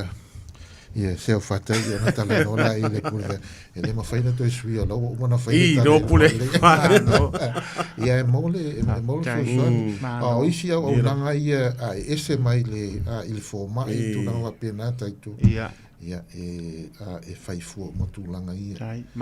o nanga le fono isi ma o nanga ia e mo fai fu na matu referina ia fai o ia isi tulanga e fa tele no o le ale me mana ia fai o mo le fono ele mo fai na tali le fono ile e si tulanga fo nali e mo fai ona refer le fono isi service ma dielo wa ia partner sa le fono ia e fa pena ona ngalu e fatas ia wale le au nanga i tau soi fu malo lo inele pa ia male malo le tatu atu no ata foi no Pacifica ole manele mano te no pani pa pe ia sunga se fata ore tu nanga le na do sa no ia tu nanga pole do ka ne sol manamba ma na ia fa manatu o tanto ia o isi mano tu lo ia po me po se ngana sala ile matou por clame nei po pa mano si ale pono tu lang papena wa le ala ba senda ku ia te tu si tu lang le wa ta wa ta pe foi e ta uno e fango fiel finga ale foi su le doctor i lau pe mi doctor po e so sani me pe ala e kusi le male pa tu nga nyoto o isi o tātou pe o fefefe vo lele fefefe fai ke o ka umai ia o la to pe no fa mano se pe por covid o isi o muso fai le test por covid ke o mo mai o mo ai ka mo fie la o mo o la pa yer tong fiti i lo le ngofo ka milo a pe pa pe tu langa le na le fa mano se tātou Awe te pepe te ale whailau testinga ole COVID, a mo mai no se 5 aso no aso, koe whailau testa o okay back to normal, ia anu koe alu ngā ruenga po apo tūranga te mo mie, te mo lai po ile le vai aso, mune vai aso. Papena uma lama le tūranga le iai, ai mana ia, toi tu otsele, ama noa lea le, koe spulka ko mingo ke lua sa ono ko mai, tato mano loi pa mune mole, pa mune mole pa ni, ma loa le pane. Ia ole o nanga lava ia ole tamo fai ia whai no fi. Ile malu pa ia ole tato watu no, peisa ia le taimi e wala au mai ai ia latu fai le siaki o ile fale mai. Ia te tala nofo ile fai no fi. O le tō te leo tangata e mata muli i tūlanga ia o ale whainga le test. Ia lena e fo i se tō whale ai o le a lafo mai i lo address na whaatino ale e tangata ia i lo na ia lau maota. Ia a umatu e lafo atu la ia lele. O i le whale mai ia wā ia suisuenga. O le anganga au tu e sili le pui ana i Manera ai a ke tai o le siaki le taimi nei pe me la le fai le waina le pel cancer le amata tu le ongo 5,000 na ilunga ia so soani le tato atu no awane tu ua ili taimi mole e avatu ai le fale mai too late fe mel fale mai whaingata o le mawhaina whaistonga fitinga. E peo le awala nā leo o whawhaingo fie i le tātou watu nu mo tātou tangata o le au mai pau lava le mea o le restala whenguai ia ona e sau lava leo o ia malakit lea. Pe lafo mai fo ia te oe wale ia ona whatino e leo le tūlanga lea ona to e lafo atu nā ia. Peo se awala nā whawhaingo fie ia awane i Moi tātou le mele o le matamuli. E peia o le tūlanga le whawhinga tai fo i o le tātou atu. Kai pei fo i la le o nanga le smoke free. E le nofo fo i le fono whapea na o le fono le whai. Whapea o tātou mana le ai. O le o nanga lana fo i o le uto o te le tangata mamai. O le whautuanga mai a New Zealand. Ia. I le Pasifika mo tātou tangata. O tō tele numero o tangata Pasifika e mali liu i le tausanga leo le tolu se fulu ana i lunga leo no se fulu o mali liu la iti na i lo isi atu no o le na i lo leo asia ma tūlanga le o le fisili la aisea ale mai tau e pei o tātou o le leipo tātou i le tūlanga lea. Whapela, o le anganga tonu na,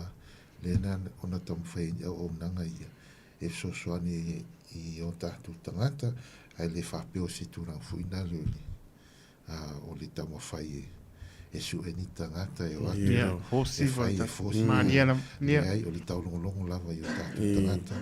A walo soifua malo loina. Ia, o se whao popolea te whata whao i se meti whia. Nei, o, kawanga o mai sunga ia papari i a lea tūla. Māro la.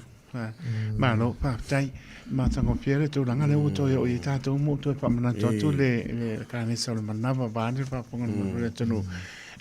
O tātou, tātou te tātalo i le li i a manuia. Ai pata mala tātou. Aro kua pata mala i a mare tūranga lea pe ona au no po i pani tūlanga po i e tua ne last minute. E le se me ku last minute e le mpai koe whaile minute ngā se kai me koe whai sau treatment po le a ka umai po ani pe o te tupu mai a tātou. E le mpai le minute ngā e kasi koe i anga papele o ai o le na sau no i pani o le pesili pe asia. O le patamala a oi koe pesili ai o oe. O au, tātou uma.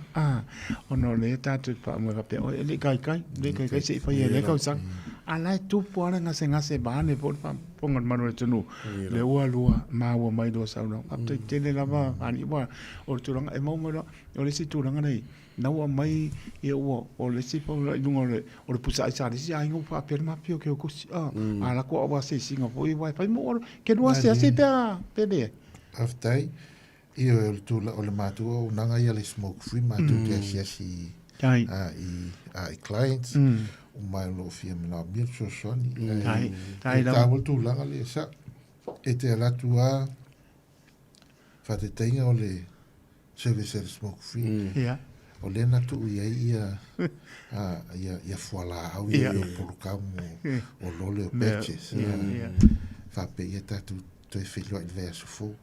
si me e to la tu verso fu taito o la tu mai a pusa ia ia moni se no moni la tu ia mai ma le pari fa mo ia wo kapis ia au ke ko u lo e manga ki so lo mas kama i pelo ai le lo le masta le kara mo se bata e fa ia no da va tu vai o la cario la cario lo pelo vai na manga es el man leu pa tata la ponga po I marta no mata ngo fie ia le lo suma ko mtana mai ma na ia ta pe o duale la pe yan por kana me ia me solo pa ponga mai de ia le puede ne po mo ni so tanga ta pa pisi ia na ia ta to asinsina o lo pa pena ona pa ponga mai ma ai me so ia manino e po le mata le vai ni se o tu ranga pena ia sa mo le tunu pele o le lava e mo tu lava le mau o pono o le fata mala o tato ia wa ola ko e saura le pepanga e ko ia le asonga la kusinga pe mai ele ako se limas ai saura resort ia kango ko fia pap tai le tu ia nga e bana ia maro fia e ke lo po pera ke ku e ke lo po pe ke anga ia wala uma nino matal mai tulanga uma awani o tato pe pai ia so enga lo to so fu mo tato vol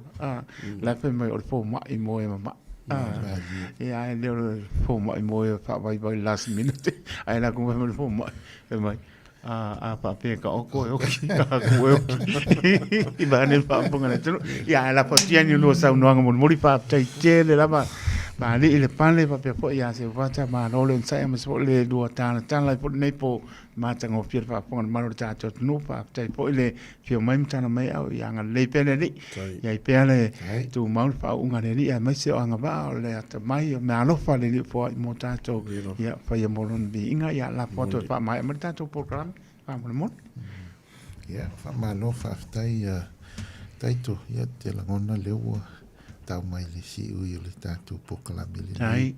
Tu la fiafi ia le nganga maulunga ia. Fai lava o maa o nei whatau wa ia fai masui o le au nanga le fono. O le nganga maulunga ia tau longo le pa ia o le tātou tunu. Tu langa whapia pia upu maasani le tunu. Tu manuel le tu le tau longo. Nia la ba. Wa lele ale manu tu. Ia. Ia le nganga maulunga ia tamo whaile me tau longo ia. Le tātou atunu. Awa le soifua maloloina. Ni atunu tātou te alalai. Ia tawata mea uma. Ia. Moni lama. Awo telefo ia. Mau e tātou le mai o le tino. Mai le manu si e ao ngala.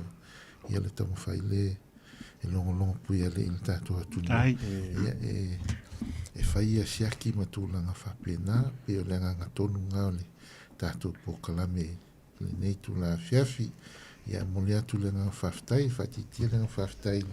tātou tamalangi, teitai no mai o tō soifua mos matu wola, ia wale au nanga i o tātou tangata, ia mole atu lenga whaftai lau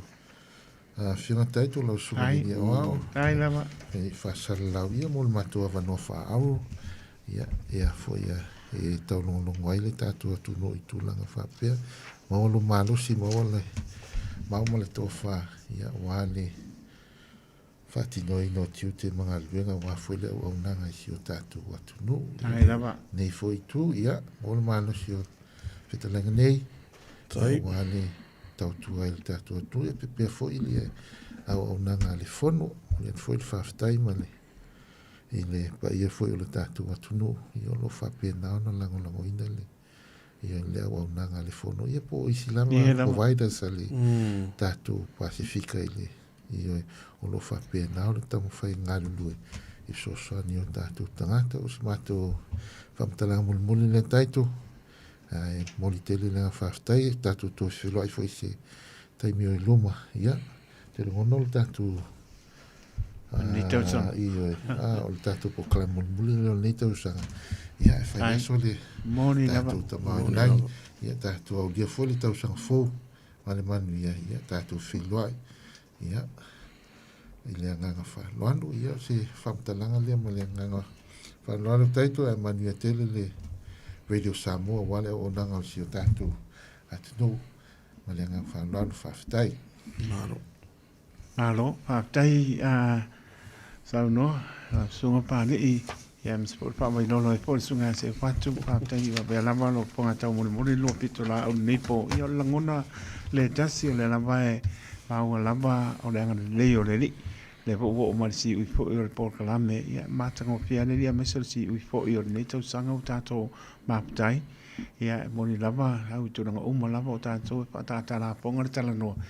ia ai onga ni me o lo to o maia e le fono mo le atu pa malo pa tai i la uma le fono mo to mali ma tupu pa tu mo tau si na yalum pa na o lo to nga lu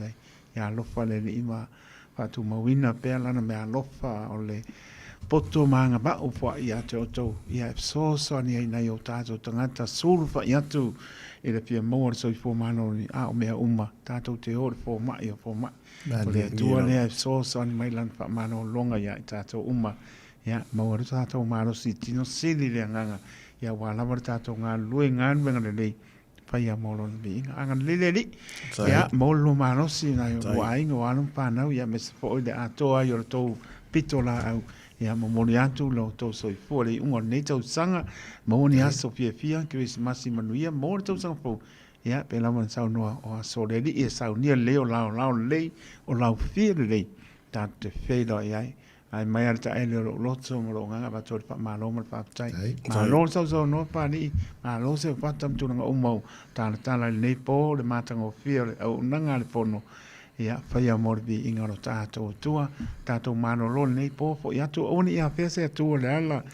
i lungo le ala lo so i fo pui le tu pato no ne moto malawa ke no ai ma ainga mo fo i mano longa fi le mu le anga le leo le tu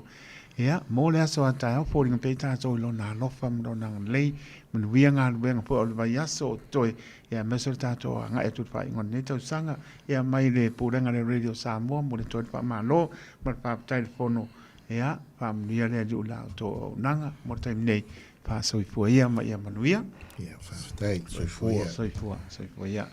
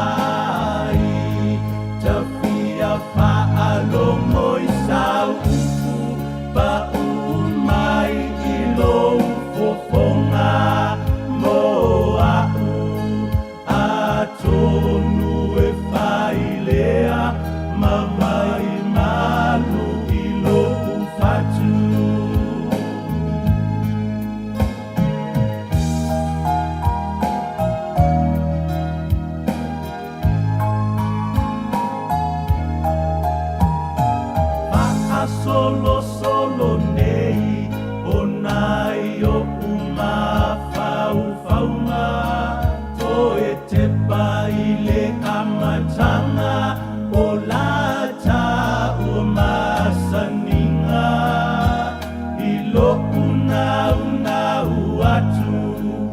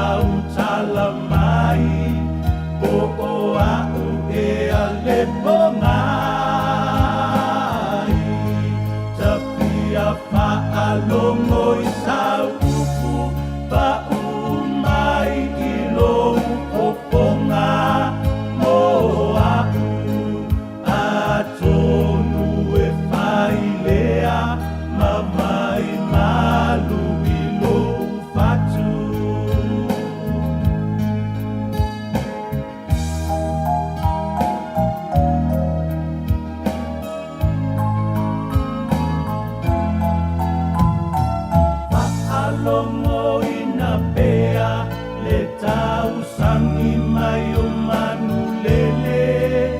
ele o filongi ai ma o e sunga o la upele i lo una atu ma lo ufa amaoni amu ia se o lo o mawale oli oli o ila upele ea ai se awalai ona e whaapea alofa se i tau talamai o au ea le o ngai tawhia whaalongo i sau upu ba umai i lou kofonga mo au a tonu e whailea mamai malu i lou fatu a tonu e whailea mamai malu i lou fatu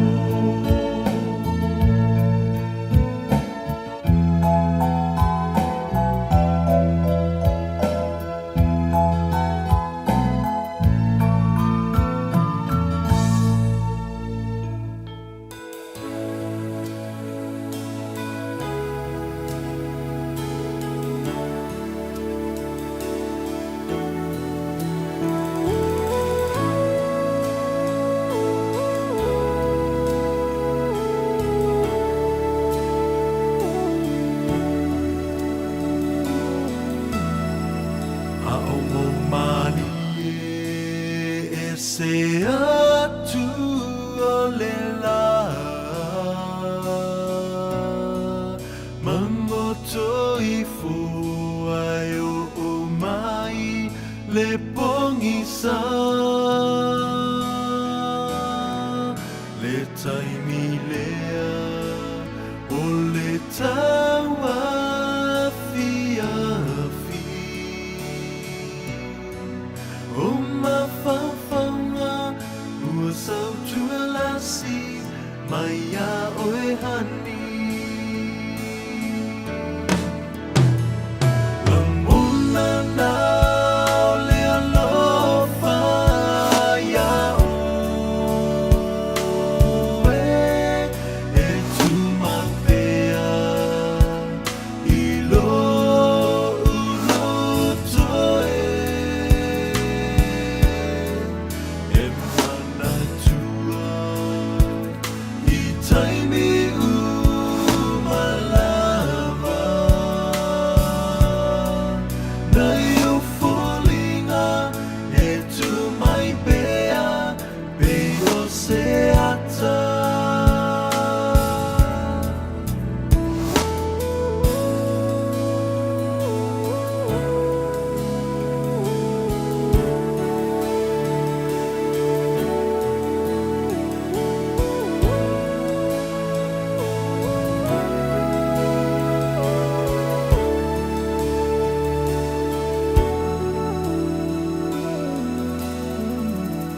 solo mai pea na yo manatu ua na o la mona o lo tawhia wa ai atu e whai ngata e pipi i tia ae mamawala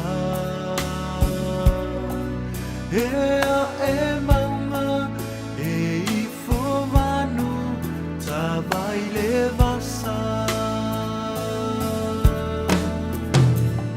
Lamuna nao le alofa ia oe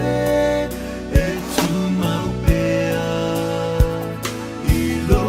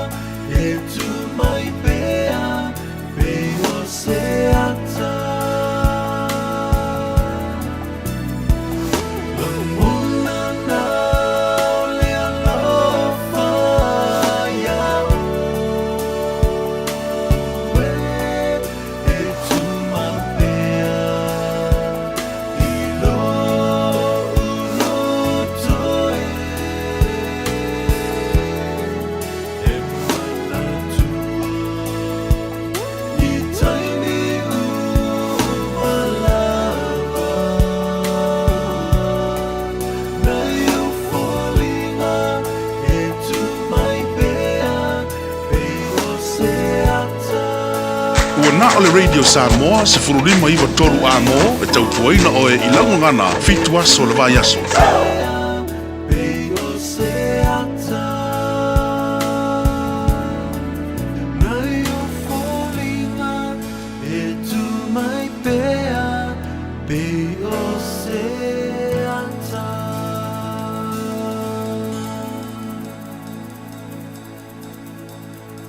Fai mea alofa I a inga mawo I Samoa, e ala I le whaatawina o se hotel ta alofa voucher. E mawhai ona whaongaina mo aso ta ua whailongaina. E pe o aso whanau, whaipoiponga, pe fai malolonga mo ta whawhawai whaiungo vai aso. Whaatau e oi New Zealand nei, a e piki e lau a inga I Samoa. Tanga I ane I le pacific40.com/hotel. Ma whaatau nei loa. Pe vala au I le o lua tasi, o valu tolu tolu, lua lua, lua tolu. O lua tasi, o valu tolu tolu, lua lua, lua tolu. Mai moa I lau whetu Samoa, le au lakapi liki at maitai Samoa. I le aso tōna I nei, le aso lua Novema, I le lima I te aile awhana lima. I le malai ale Go Media Stadium, po o le Mount Smart Stadium. I lana ta alonga whaitaulia, ma le Fiji Bully Kula. O le awanoa wha auro le nei mo lau whetu Samoa, mo le awhiatu I le ipu o le lalulangi I le tausanga fau I Farani. Whaatau loa sau ticket I le ticketek.co.nz. E tapua I ai, lau whetu Samoa. Ona tawalunga I le taalonga mata ina alii I le vao le kiwis, ma le mate maatonga I le lima I te aile valu I le afiafi. Go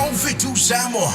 O le Parkinson and Bowel Skill wasilia mal se lau tau sanga lana tau tua I le ngau sia o maafa manatu ananga tā. O tau sa ili se maafa manatu mo se pele ia oe. Le Parkinson and Bowel Skill na amatanga o sia na maafa manatu. Mai le afe valu se lau valu ono. Pala au lole o valu se lau, fitu tolu tolu, fa tolu tolu. Be emaili le info@parkinsonbowelskill.co.nz mo nisi fa amtalanga. E tolu sula fe tala le tino I tupe wata pena le Digicel mo lana fa apitoa. E fe soso ni ai le tonga tau sui fuanga wai nei. E tolu fa ilonga tupe ta I lima se lau tala cash. O le ase ina ya so for wele ta itasi mo New Zealand ma au se talia. Fa tau so top up luas fu tala pe silia tu mai fale olo masani. Pe lafo foi online I le Digicel Pacific. O le mawale olo wabanoa I le sei. E te anga wa foi pe a lafo so se leni le my cash a le Digicel I Samoa. E faunga ai le ClickX Pacific. Morisi fa amtalanga wala au le oval se lau tolu fa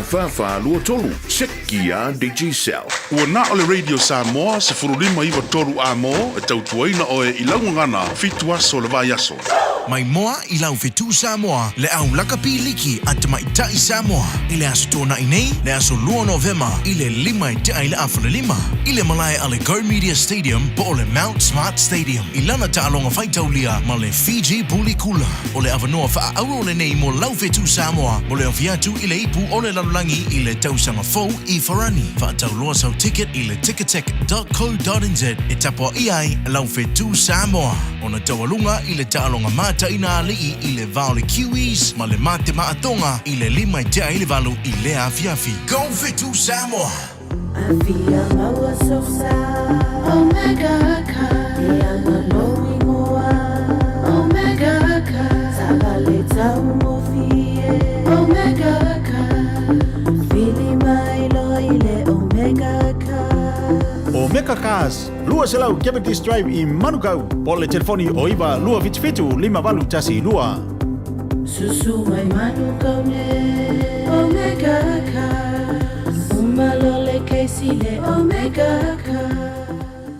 O le vitu au lele ma le vitu ta iala o ngā amata e mawalunga lana au nanga tau Early Childhood Education po ua o ngā amata Samoa ma le Pasifika I Mangele e iai whaia o ngā le stala ma whaia o ngā lango wa lava tā pena mo le awa o ina o le whanau. E uti avanoa o lo o tutoe awa lai te whaatuai ai lesi tala nei loa lo walo wala au mai I le olua tasi tolu lima fitu valu iwa fitu olua tasi tolu lima fitu valu iwa fitu e whaatulanga ai se taimi e te asi mai ai. O le Casa Beds and Appliances o le tali o manaonga I o loa e whaatotonga ai lo mauta ini tau le lei toe ananga tā e mawai moenga ngā o si tutono New Zealand whaapea se tino fōa o le potumalo lo lau ai manafoa TV la au pese usa aisa masini tā lava telefoni fe aveai maisi a fiu ane loa I le whawhituwha Great North Road o tau po le tolo fituiva Great North Road I Henderson le Casa Beds and Appliances telefoni o valu se lau lua lima whavalu o valu se lau lua lua lua 5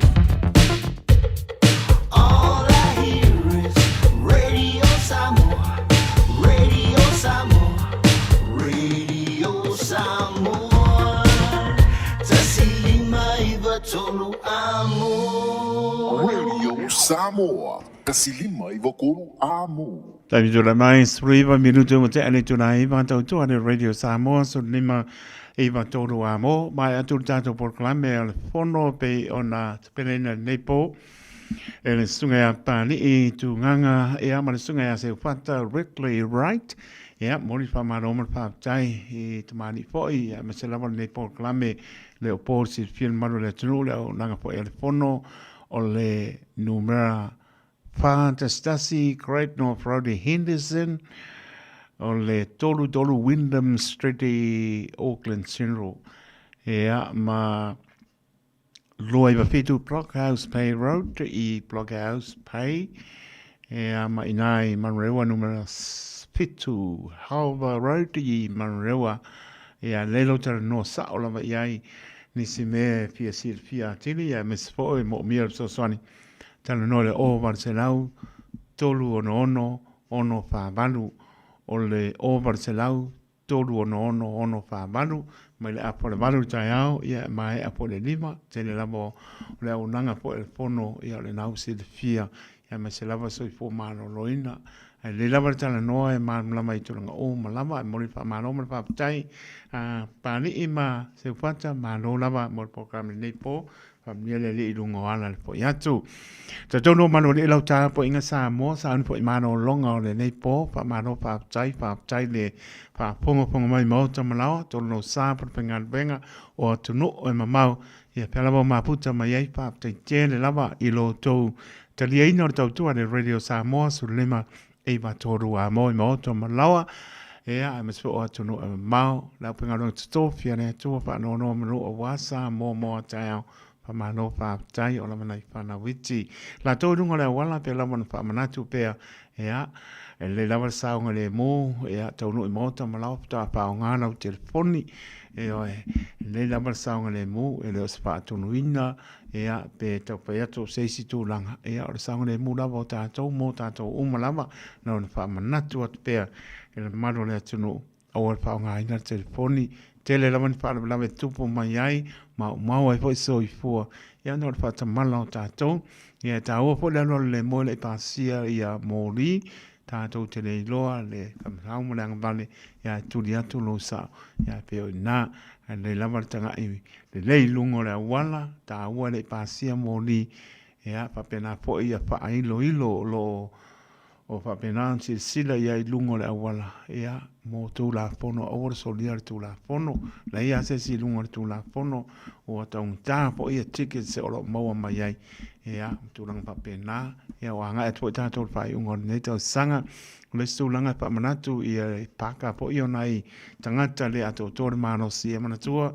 fit se lau de masfulu le sala na wa ia sa se lau mon tupu pe se lau de masfulu ia na mana ia nga fiku ka lani de masfulu oi de ai e le fiku ka lani mas fitu se lau lima se pu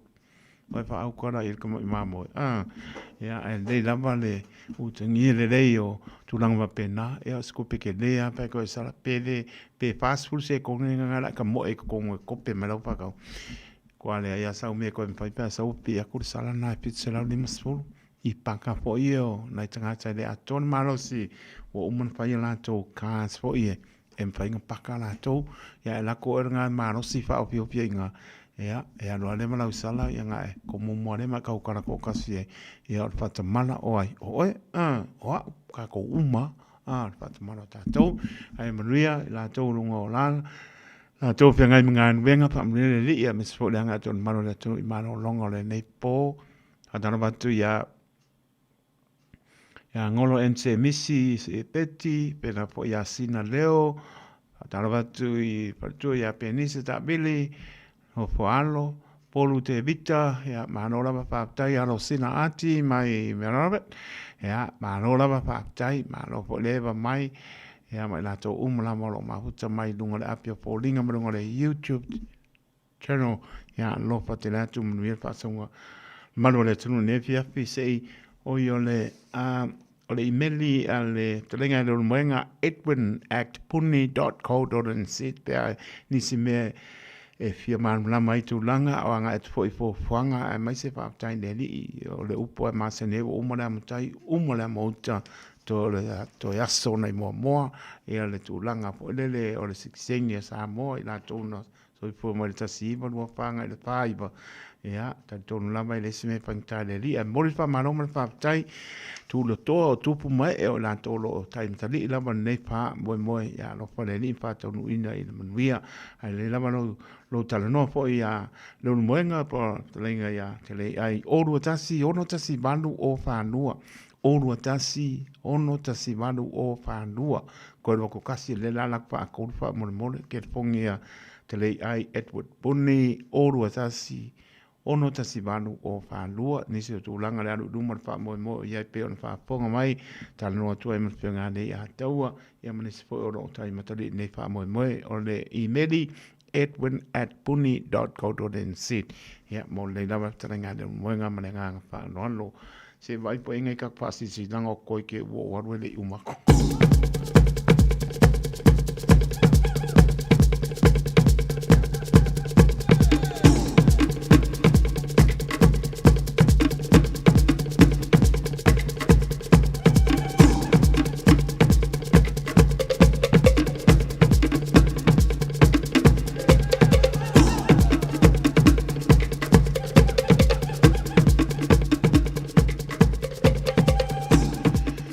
Arovat por fiona tawili unasa Sofia leota manofano lo fatu mo to ni hoi malo longo le po o le fasi silanga peanga le nku ua mai kako.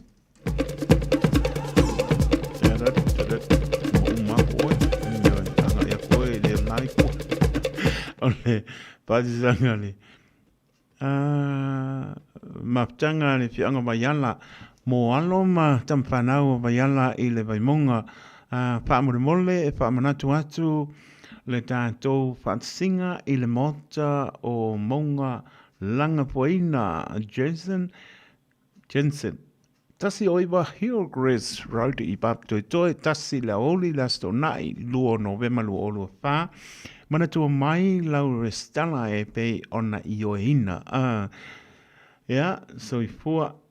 o fingota hulu aviata mole lau mole nisi pa mtalanga tala noe olu atasi lua iwa lima balu iwa lima olu atasi lua iwa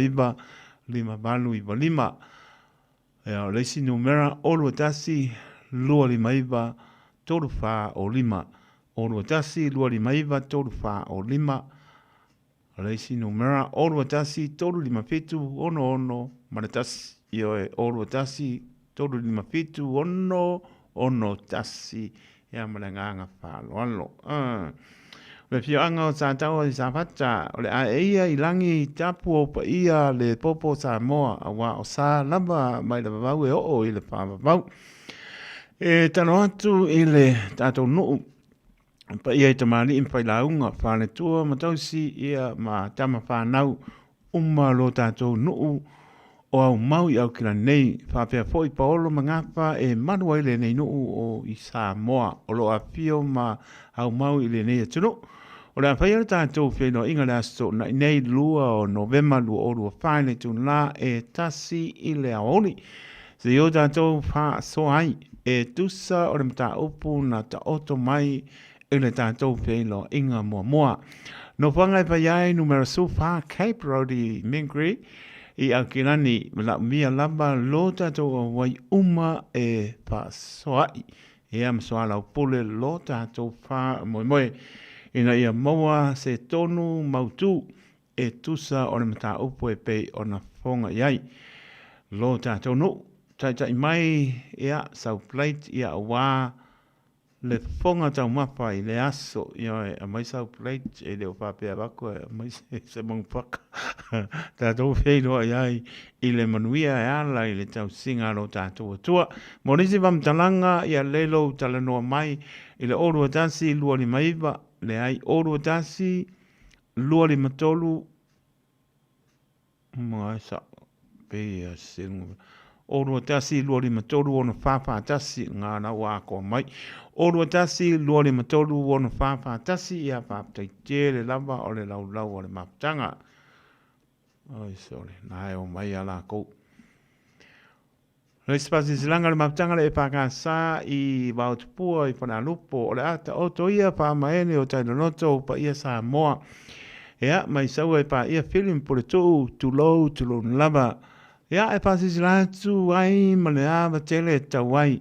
E le pa ia ma le mamalu o le maptanga alo ma tam whanau o le kalesia e paka sa i Vautupua i whana lupo e whapea. O le ato e usuia le tātou pelo inga e pei o na atu paina i le aso tolu o novema lua o lua wha. I Gleneden i le nofuanga e pei o na Masani o le address lua sfulu Westwood Hall Street.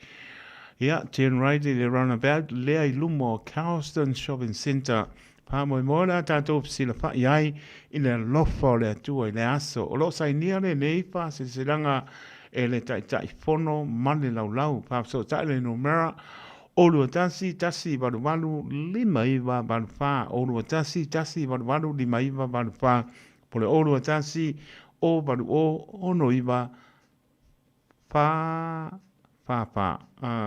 o le o lua tasi o walu o ono iwa wha ia pole o lua fitu wha walu iwa o iwa tolu o lua fitu wha walu iwa o iwa tolu wha te tele nawa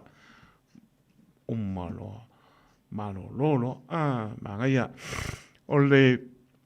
momaptanga ma au kirkiti e fia maua ni malai ea mo ta longa ma kurienginga o le a paia le tātou fono lona lua i le nofuanga masane i le malai ngati o tara i le aso lulu ono novema lu orua wha a polono i le apiafi o le apiafo i lea o le atupaina atuai ma le la tufaina atuai malae mo i la tau sa auai i le fono tanuai pa mole mana tua mai le restala monisi vam talanga e lelo so tai o Nancy orua tasi orua tolu o iwa tasi fa iwa o le orua tolu orua tasi orua tolu o iwa tasi fa iwa po petelo le orua fitu tolu waru tolu ono fa lua o petelo orua fitu tolu waru tolu ono fa lua pa te tele lava ia o sola sa uta peanga te fono au kilani Pacific Kirikiti Association uma pele uma le ai ko kasi Tanwai o to tele o le mamalu o le atunu o lo so tai mai pe tala o tato ofisa i Samoa e tu sai ma le whaalinga ua tu ina mai e lo tato malo e winga i le aso malo lo mo le awhinga luenga le malo i Samoa o le wha sisila tuai e whapea o le a talaina o tato ofisa uma e le Pacific is money transfer i upolu masawai e pei o na masani ai i le aso paraile o le aso nai ia le aso mua ma le aso lona lua o novema papea po le aso ngafua o le aso wha o novema i taimi masani ia ua le tautuaina o le mamalu o le tato tunu ia morisi vamtalanga bala au telefoni o Varselau o tasi ono o Varselau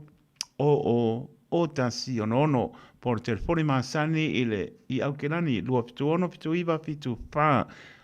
lua fitu ono fitu iwa fitu pa por lua fitu ono fitu iwa varfa lua fitu ono fitu iwa varfa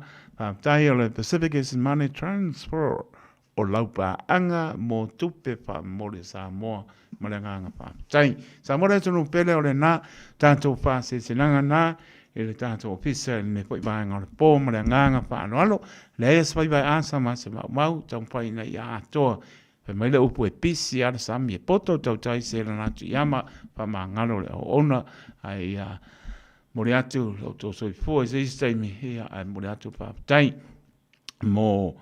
lango mai tātou pasisilanga i lea vai aso lea masina mre tau sanga pa tai manuia Samoa ia lele tano lau ponga fia o le mātou ofisa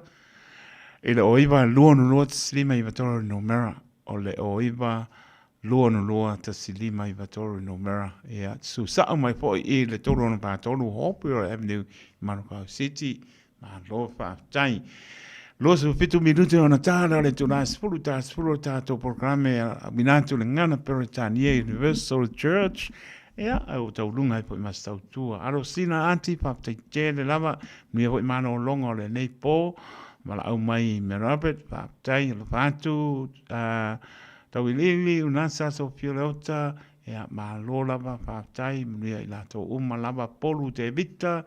penise ta Billy Philip Billy ia ma lo lava pa tai mo la to uma lava ma to mai ile nei taimi a singa musika le skasi se o vai po fe ia por kalambe na o ke ia ke o le ro ku porni ia nga pa la so e ku o I dunga por kame se o ku le o nya tu ngana Peritania ia olena ai le ia le tu la I ma si o di ma olena mara le ka ku maro ro pa tai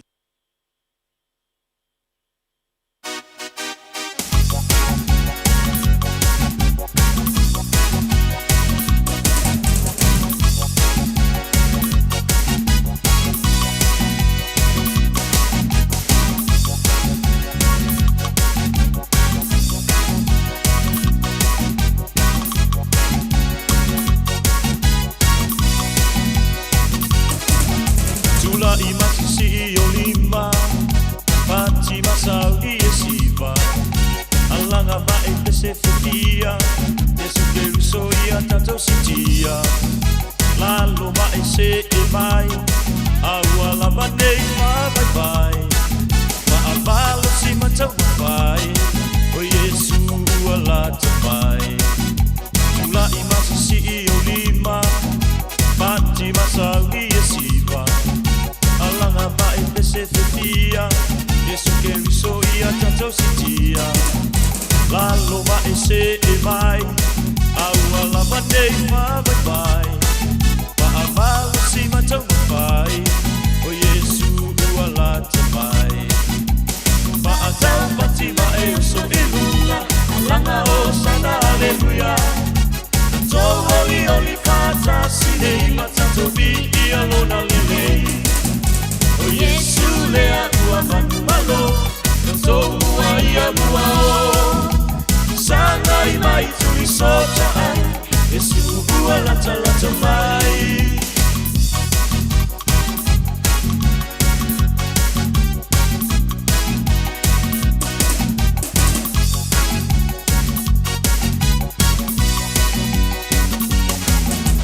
To vale la lolangi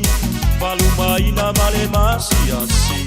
Papelo a ila uo o Yesu Alufa vale anga manu Sauni ali faa o la tanga Wa mangalo a uanga sala Wa ai oe de I sia Yesu le ala ile manuia Wa atau pati mai o so ilunga Alanga o sana aleluia Tato oli oli fata sine I matato vi I alona lele O Yesu lea ua manu malo Tato mua ia mua o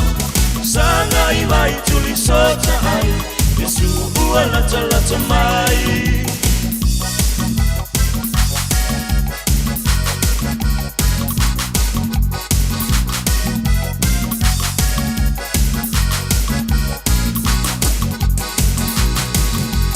Pese mai CEO lima maalanga la fatai Ya Yesu le tupu O ia ua mafuai Io e la mai Ai sau si vai a mi Io le matai Ya Yesu le tupu O ia ua mafuai Io e pese mai CEO lima maalanga la fatai Ya Yesu le tupu O ia ua mafuai Io e lalo mai Ai sau si vai a mi Io le matai Ya Yesu le tupu O ia ua mafuai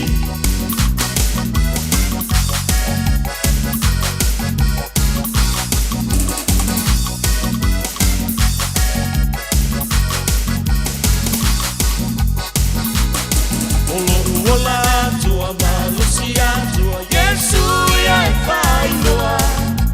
Ma'aula ina ai se anganga ole iloa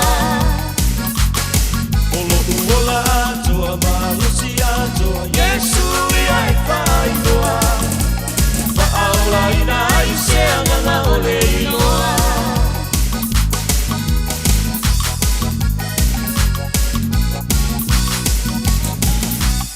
Sepak mania lama mua tu lai masi o lima taimi tu lai mai los pulu minuto i ona tāra li tu lai sporo sa more atu no pene whamania mai alau pa saunga o tau lunga stau tuara o na pa tau wā more atu pa maroma pa aptai lau langalonga mai o lo pa anga ia o whamnianga i lo ne fo tangata pa tau pa ia alo pa le li whamnia atu le atoro tātou tu no me se lau pengal venga tu tofi le atu lo pa no manu ia wā Samoa mo te alpa pena i alum pa nau pa mria le atua la to le ato to manosi so se motanga singasi moto malawa lofa te le atu talu le li i lan pa mano longa pa yatu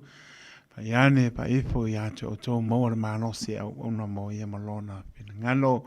ni se ainga o panga infano noanga ni se pele maptanga o motsia malanga maliu pa mai se le anga o le li lofa te le atu lofa le auso tina tu papino studio la to fasalanga tantono le tu la fo ia la vo to lo tu musu pele anga o le tono to potu a lofa mo to ia la ngona salamo fo mai tato wo e le pa o le ala e lo stato no moni le tato ta pena lava e le no moni le ola e pa vau o umanta pena lo tato le e ma vai le la langi to soi fuam tato volai